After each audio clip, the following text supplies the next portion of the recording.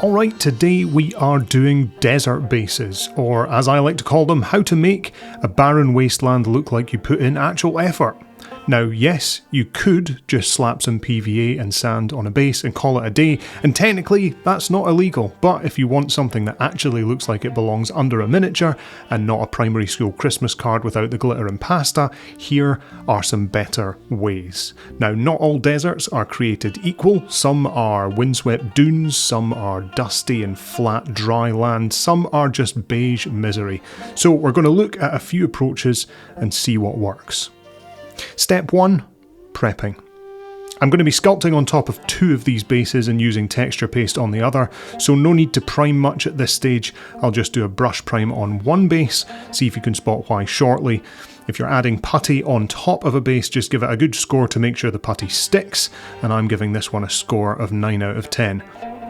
Approach A is flat desert with texture paste, so instead of the classic PVA and sand combo, I'm going to go in with texture paste.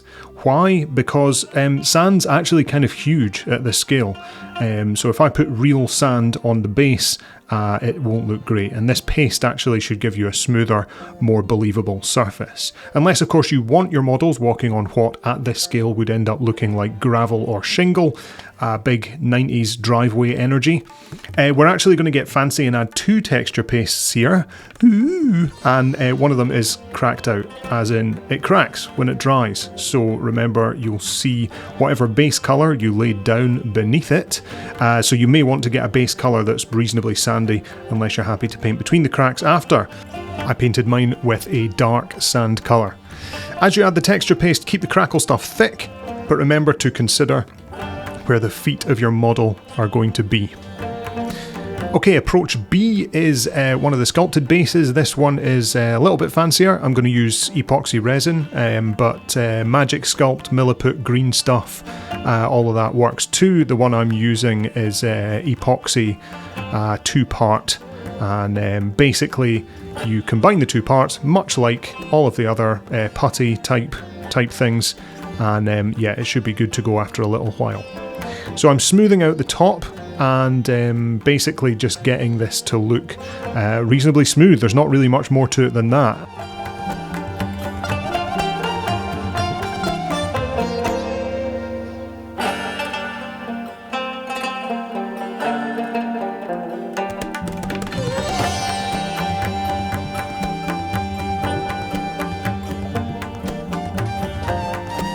And if you haven't glued the Mini on yet, and you're not sculpting around it, which might be kind of crazy, what you can do is get the miniature and press it into the surface gently to get a nice footprint or contact patch for gluing later.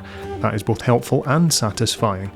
Top tip, maybe just wet the bottoms of your miniature, assuming you've not gone to town on painting the soles of the feet or anything like that. If you put a little bit of water on, that'll stop it sticking to the putty as you press it in. Before it cures, of course, I'm also going to be pressing in some fine sandpaper into the surface. What grit sandpaper you choose is up to you. You can see here the one that I'm using, but that gives us some subtle texture. It's not too chunky, and it's just enough to catch a dry brush later on, which you will see in detail. Very simple stuff. Approach C is dunes with a bit of sand. So this is the first time I'm trying this, so bear with me, but for more of a fun approach, let's try sculpting some wavy, windswept dune shapes. And basically, we're going to use an old crappy paintbrush. I'm going to use that to create the kind of waves, the ripples in the sand, and then once that's dry, I'll coat the top with some PVA glue, and I will sprinkle on some super fine sand. This stuff is specifically for modelling, which means that it's a little bit finer. It should work at the scale, but keep your peepers peeled for an overpriced tub of that on your travels. Feel free to also add skulls, bits of debris, broken shields, whatever you want. Toss them in if you want to make it look like something actually happened there. I'm going to leave those off for now, but it's child's play. Just, you know, use what you've got. So once everything has dried, we're going to go in with a painting. Now, at this stage, reference images are your best mate. Desert colours shift like crazy depending on the lighting, the types of desert that it is, the time of day. Some are pale and creamy, others lean towards orange or even pink. And I'm going to attempt 3 different colour schemes here to kind of show the range. We're going to go with like a creamy and subtle one, we're going to go with a slightly warmer and more orangey one, and then we're going to go one that looks like you've spilled paprika all over the base.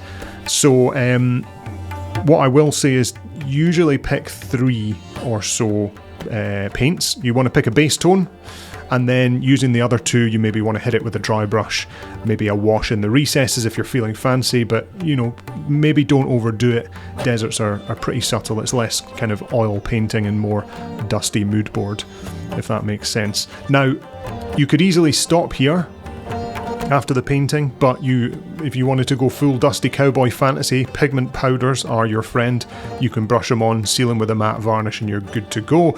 Or you can try liquid pigments from places like Green Stuff World. They make some fun ones that kind of dry into that dusty finish too. I'm not going to show you that since I want to keep this more beginner friendly. But ultimately this is me running through the painting of these, and also do not forget to paint your rims. And that's about it. There you've got it. It's dry ass desert bases, a little effort, a lot of dust, and hopefully no regrets. Although I do have a couple. In retrospect, that wavy sculpted base that I did is it's a bit crap, isn't it? It's kind of domed, so there was a sculpting error there. I think the ripples are probably a bit too big, and the sand on them is actually still too big. So looking at it finished, I probably have used less putty. I would have made the ripples much more subtle, and I probably would have gone with the sandpaper texture, pressing it in approach, since kind of using this, even this modelling sand does feel a bit clumsy now. But, you know, fuck it, here we are. Next time it'll be better. So until then, goodbye.